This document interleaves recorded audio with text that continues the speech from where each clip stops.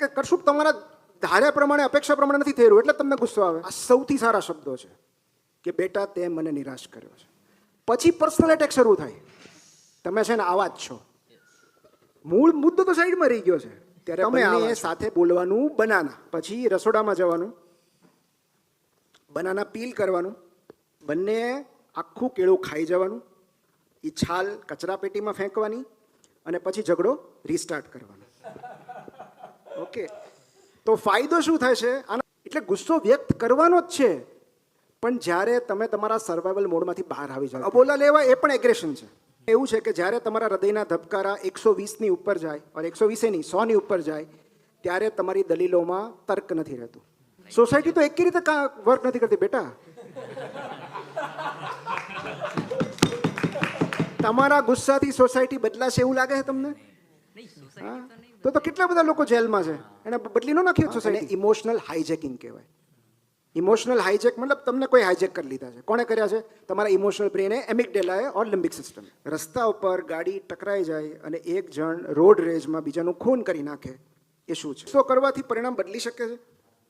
ગુસ્સો એટલા માટે છે કે ભાઈ સામેવાળા વ્યક્તિની કઈ એવી વાત આપણને નથી ગમી અને હું એનાથી વિરુદ્ધ છું એ દર્શાવવા માટે હવે હું સારા શબ્દોનો ઉપયોગ કરીશ તો એ વાત થઈ શકે, સામેવાળાને એનો અસર ન થાય. Very nice question.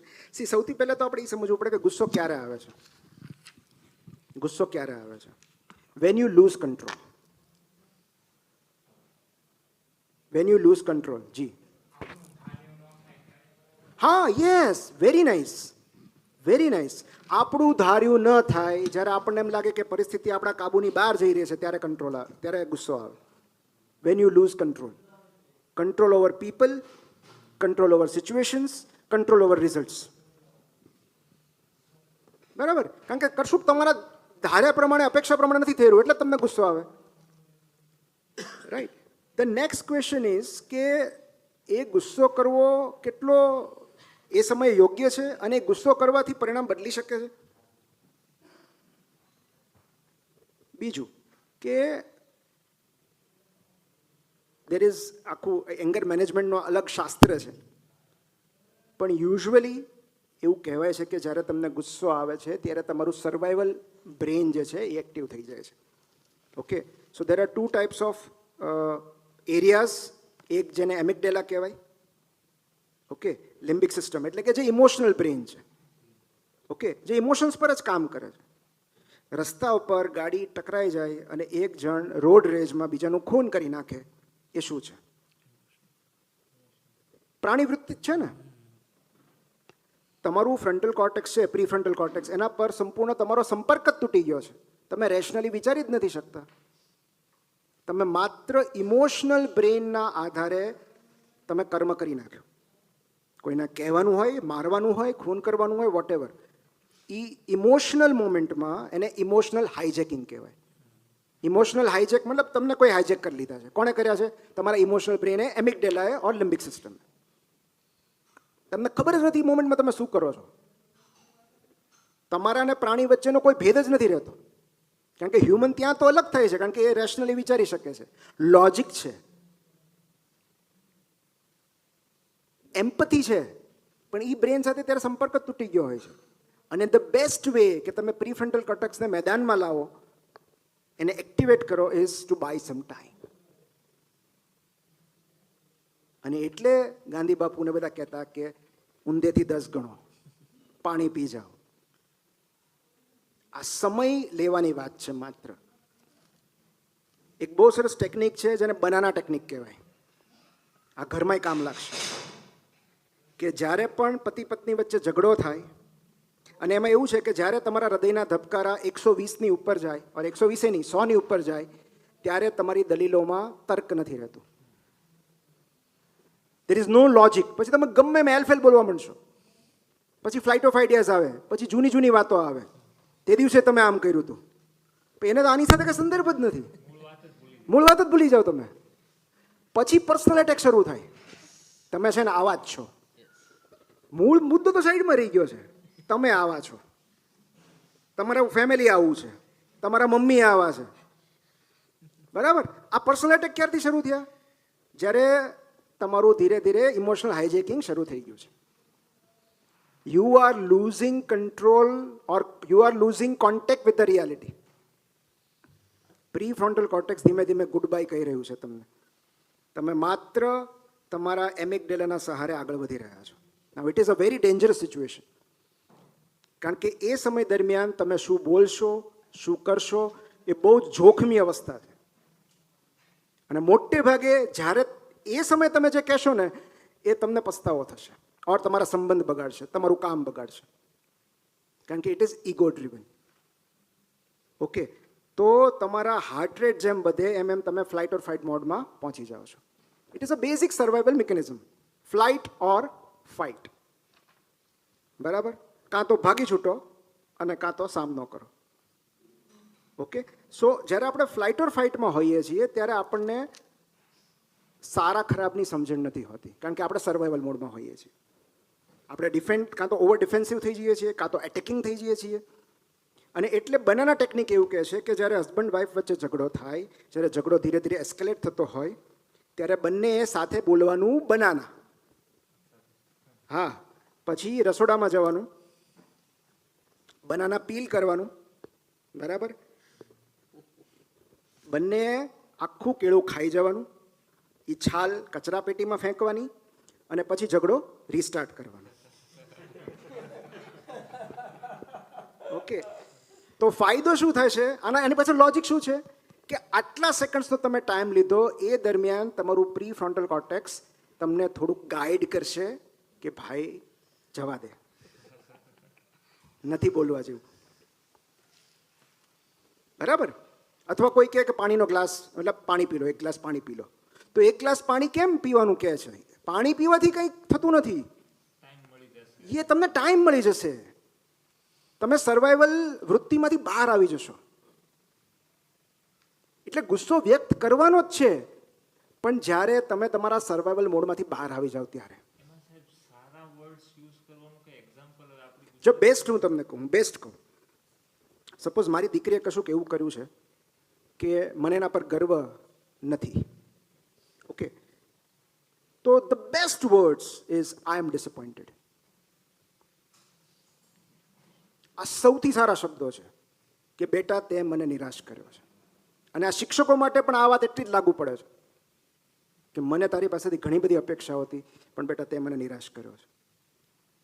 આ બહુ મહત્વના શબ્દો છે. હું તમારાથી નિરાશ થયો છું. સામેવાળી વ્યક્તિ સાહેબ ઈ નિરાશાને એટલું મોટી વસ્તુ સમજે ત્યારની વાત છે ને. હવે ફેમિલીમાં એકબીજાના ઇમોશન્સને સમજી શકતા હોઈએ, બચ્ચાઓને એમ થાય કે નહીં મા બાપ નારાજ થઈ જશે, એ મારી માટે બહુ મોટી વસ્તુ છે. પણ આમ બીજા લોકો સાથે ફેમિલીની બહાર આપણે ગુસ્સો દર્શાવવાનો એવો મોકો મળે અને આપણે એને એમ કહીએ કે ભાઈ હું તારાથી નિરાશ છું, તો એમ કે ભલે તું નિરાશ થઈ જાય. હા, પણ એમ નહીં તો પછી એવા લોકો સામે તમને એવું આપણો દરેક વ્યક્તિ આપણા ગુસ્સાને લાયક નથી હોતી. ત્રાહિત સામે તો આપણે ગુસ્સો નથી કરતા. ગુસ્સો કોની સામે કરશો તમે? તો everybody doesn't deserve our anger. એને સાચવીને રાખવી જોઈએ. તમે અવારનવાર બધા પર ગુસ્સો, તો ગુસ્સાનું કંઈ મહત્વ જ ન રહે. અને ગુસ્સો વ્યક્ત કરવાનો શ્રેષ્ઠ વે છે ને, ઇટ ઇઝ પેસિવ એગ્રેશન. આ બહુ ખતરનાક છે, પણ હવે તમે પૂછો છો એટલે હું કહી દઉં. You know, passive aggression. Passive aggression એટલે તમે બોલવાનું બંધ કરી દો. તમે એક જ શબ્દમાં જવાબ આપો. અચાનક તમારું મૂડ ફરી જાય, કારણ કે અબોલા લેવા એ પણ એગ્રેશન છે. વર્ડ સાથે એક્સપ્રેશન પણ બહુ અગત્ય છે ને, કે તમે એક્સપ્રેશન, તમે નારાજ છો, તમે દુઃખી છો, એ તમે સારી ભાષામાં પણ વ્યક્ત કરી શકો. એની માટે કુહાડી લઈને પાછળ પડવાની જરૂર નથી હોતી. બટ સર, સોસાયટી તો એવી રીતના વર્ક નથી કરતી ને. સોસાયટી તો એકી રીતે વર્ક નથી કરતી બેટા. તમારા ગુસ્સાથી સોસાયટી બદલાશે એવું લાગે છે તમને? નહીં, સોસાયટી તો નહીં. તો કેટલા બધા લોકો જેલમાં છે, એને બદલી ન નાખ્યો સોસાયટી. ગુસ્સાથી ક્યારેક કશુંય બદલાતું નથી. એક શ્રેષ્ઠ ઉદાહરણ છે. હે? એના માટેનું એક શ્રેષ્ઠ ઉદાહરણ છે, કીધું એટલે કહું છું હા કે તમે બસની અંદર બોર્ડ લગાવ્યું હોય બહાર, અને બિચારાને વાંચતા ના આવડતું નહીં, કંડક્ટરને જઈને પૂછે કે ક્યાં જઈશ બસ સાહેબ? હા તો આંધળા ભાળતો નથી, આગળ બોર્ડ માર્યું છે હા એવું કે, એની બદલે એ જ કંડક્ટર એમ કે સાહેબ અમદાવાદ જાય છે. હા ગુસ્સો. એટલે સી બેટા, જેમ જેમ તમે આગળ વધશો ને લાઈફમાં તમને સમજાતું જશે કે ગુસ્સાથી એક કે કામ પાર નથી પડતા. સાહેબ સોરી, મને માફ કરજો. તમે મને લાગે છે તમારો કંઈક સેમિનાર હું સાંભળતો હતો, તમે કીધા કે યુનાઇટેડ સ્ટેટની વિઝા માટે તમે ગયા અને કડવો અનુભવ થયો તમને. કોઈ રિક્ષાવાળો હતો કે કોઈ ખબર નહીં ટેક્સીવાળો હતો, એ તમને ગોળ ગોળ ફેરવીને લાવ્યો અને હતું એ બાજુમાં મુંબઈમાં. યસ. તમને એ વખતે એમ થયું કે આને એક તમાચો મારી દઉં. સાહેબ તમે તમાચો કેમ ન માર્યો? ના ના સી એનું કારણ છે કે એ વ્યક્તિ પાસેથી એ જ અપેક્ષા હોય. મને ગુસ્સો ક્યારે આવે? જ્યારે મેં તમારી પાસેથી બહુ બધી અપેક્ષાઓ રાખી હોય, તો મને એમ થાય કે યાર આ તો મારી અપેક્ષા પ્રમાણે નથી વર્તતું. તો એક સામાન્ય માણસ પાસેથી એ જ અપેક્ષા હોય ને. ના, પીવા કરતાં મને એવું લાગ્યું કે એ માણસ જ્યારે તમે સામેવાળાની પરિસ્થિતિ સમજો ને, કે એ માણસને સવારથી બોણી નહીં થઈ હોય, એને કોઈ પેસેન્જર જ નહીં મળ્યું હોય, and I could B his first and last passenger. એટલે કદાચ એણે મારી પાસેથી થોડા વધારે પૈસા એક્સટ્રેક્ટ કર્યા. ફાઇન, નો પ્રોબ્લેમ, ચલો એનું ઘર ચાલે છે ને, નો પ્રોબ્લેમ. ભલે તમને ચીટ થયાની ફિલિંગ આવે કે એણે છેતરપિંડી કરી તમારી સાથે, પણ એટ ધ સેમ ટાઈમ સામેવાળી વ્યક્તિ આવું શું કામ કર્યું? ઓકે. અને બીજું કે ગુસ્સો કરવાથી અમુક રિક્ષાવાળા દરેક પ્રામાણિક, કોઈ વ્યક્તિ પ્રામાણિક છે અહીંયા તો લખેલું હોતું નથી. ઓકે. સો લોકો પર ભરોસો કરવો કે નહીં એ જાણવાનો શ્રેષ્ઠ રસ્તો એ છે કે એકવાર ભરોસો કરી જુઓ. 10માંથી 8 વાર એ સાર્થક કરશે તમારો ભરોસો. 2 લોકો નહીં પણ કરે, એના કારણે બાકીના 8ને તો દંડ ન કરવો. કારણ કે આ જગતમાં ખરાબ લોકો કરતાં સારા લોકો અનેક ગણા વધારે છે. હા, એવું બને કે તમે ટોક્સિક લોકોના સર્કલમાં ઘેરાઈ ગયા હો, સ્ટક થઈ ગયા હો, એટલે તમે એટલા એવા જ લોકો સામે મળતા હોય. પણ હકીકતમાં there is a very good book, Good Life, Good Vibes. So as you change your frequency, તમે નવા નવા લોકોના સંપર્કમાં આવશો. એવા અદ્ભુત લોકો, છેલ્લા 1-2 વર્ષમાં હું એવા લોકોના સંપર્કમાં આવ્યો છું જેને આશીર્વાદ કહી શકાય, એવા લોકો. અને મને એમ થયું કે જીવનના 42 વર્ષ સુધી હું આવા લોકોને કેમ ન મળ્યો? પણ કારણ કે હું એમને લાયક નહોતો બન્યો. હું એવી ફ્રિક્વન્સીમાં હતો કે જ્યાં એ લોકો બહુ ઉપર હતા. તો જેમ જેમ તમે તમારું સરાઉન્ડિંગ્સ ચેન્જ કરો છો, તમે નવા લોકોને મળશો અને તમને ખ્યાલ આવશે કે આ જગતમાં અદ્ભુત કહી શકાય એવા લોકો છે. કેટલું સેવા કાર્ય કરે છે, કેટલો પરોપકાર કરે છે, કેટલી મદદ કરે છે લોકોની. અને આવા લોકો છે એટલે જગત ચાલે છે. બાકી જો આપણે ઝેરીલા લોકો એવા કહીએ તો ક્યારનું બધું વિનાશ થઈ ગયો. Okay. So you can express your anger in a very polite way, but in a very effective way. Okay. જેથી કરીને તમે તમારી વાત, તમારી નારાજગી, તમારું દુઃખ, તમારું ડિસઅપોઇન્ટમેન્ટ ચોક્કસ વ્યક્ત કરો. એ પી નથી જવાનું, પણ એટ ધ સેમ ટાઈમ અને એવા જ લોકોને કન્વે કરવું જે મહત્વના હોય, જેમને તમારી નારાજગીથી, ગુસ્સાથી, નિરાશાથી કાંઈ ફેર જ નથી પડતો. એની સામે ગુસ્સો વ્યક્ત કરીને તમે શું કરશો? જેને તમારી સંવેદનાથી, તમારી વેદનાથી કાંઈ ફેર જ નથી પડતો, એ તો સ્ટ્રેન્જર ન થયું. યોર લવ્ડ વન્સ એને જ કહેવાય ને કે જે તમારી પીડા સાથે જોડાયેલા હોય, તમારી નિરાશા સાથે જોડાયેલા હોય, જે તમારા દુઃખ સાથે જોડાયેલા હોય. તમને દુઃખ થાય છે એ જાણીને એમને દુઃખ થાય. ઓકે. This is 1.